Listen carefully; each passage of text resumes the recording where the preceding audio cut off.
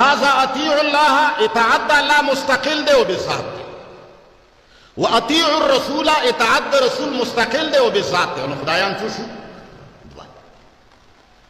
داغه اطاعت هم بذات دی، د اطاعت هم بذات دی، داغه اطاعت هم مستقل دی، د هم مستقل دی. خالق او مخلوق برابر شو. اذ نسویکم برب العالمین. په ورځ د قیامت به ګمراه خلق وایي چې زمونږ ټولو نه لویه تباهي دا وه چې مونږه دا خپل مشرانو ته به وایي چې تاسو مونږه الله سره برابر کړي وئ. مستقل د قرآن تفسیر کول دي په خپل عقل سره چې اطیعوا الله و اطیعوا الرسول و اولی الامر منکم. وی درې خدایان راته جوړ کړل، نقل کفر نه باشد. ګل می دا صرف او صرف د جذباتو خبرې دي. کنی لن تپوس دے پدے سے کہ لن تپوس چی اطیعوا اللہ یو ځل فعل راوڑو، اطیعوا فعل فاعل، بیائی دوبارہ فرمائل و اطیعوا الرسول، دوبارہ اطیعوا راوڑو، و اولی الامر منکم.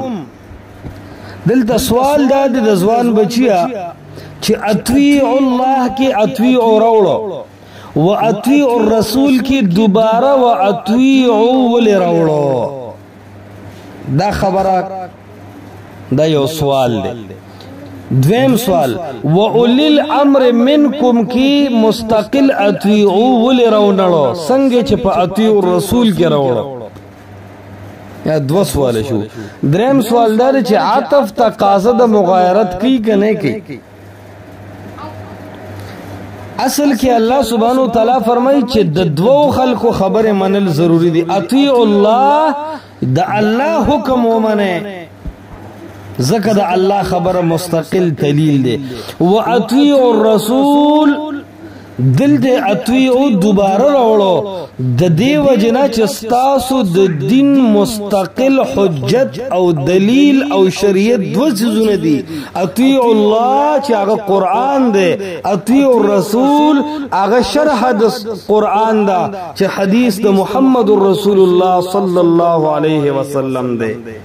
و اولی الامر منکم دلته اطیعوا رو نړو ګولا مقصد پدې کې دا دی چې د اطیعوا الرسول او د اطیعوا الله د لاندې د اولی الامر معنا د الله په کتاب پیش کا، د محمد رسول الله صلی الله علیه وسلم په احادیث پیش کا. که په دې برابر اولی الامر اومنه کني د منلو نه دی. نو دې زیته چې پاوصله وګوره او تمنا امادی تفسیر له چوټي ورکي کتابونو لا د سر سید احمد خان تفسیر له چوټي ورکړي، د فرویز لغات القرآن له چوټي ورکي، او دا منکرین حدیث او معتزله له چوټي ورکي، او د دې قرآن تفسیر د محمد رسول الله صلی الله علیه وسلم په حدیث او دغه رنگی چې کم دی د قرآن په آیات وګوري نو بالکل پته لګي چې قرآن مستقل دلیل دی او د رسول الله صلی الله علیه وسلم خبره هم مستقل دلیل دی.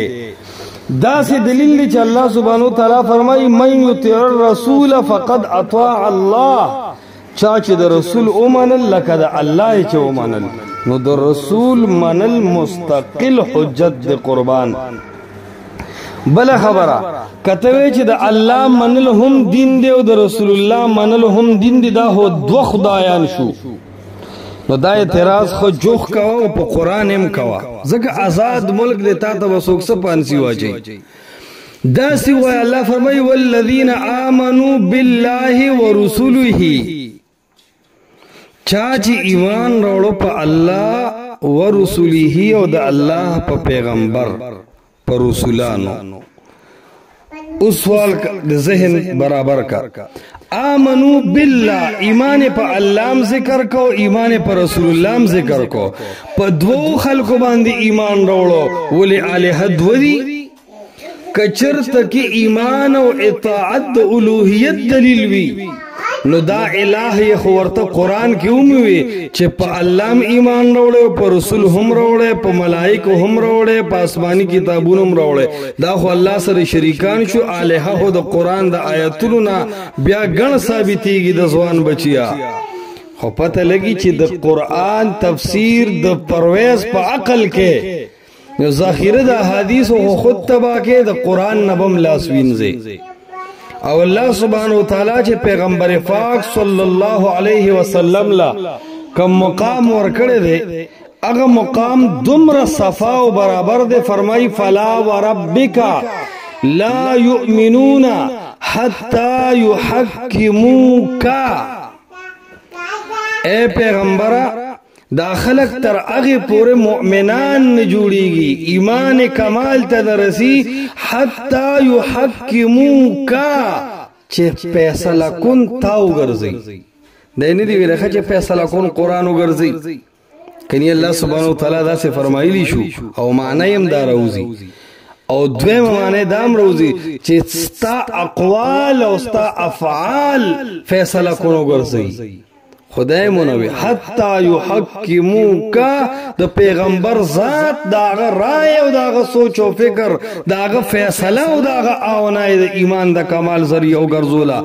دا آیت تر قیامت پورې د هر منکر حدیث په مخ باندې سپېړه ده او مونږ په دې د خپل رب رضایو چې د دې فتنې جواب الله په خپل قران کې کړی دی او دا داسې جواب دی چې ان شاء الله عوام په دې پويږي.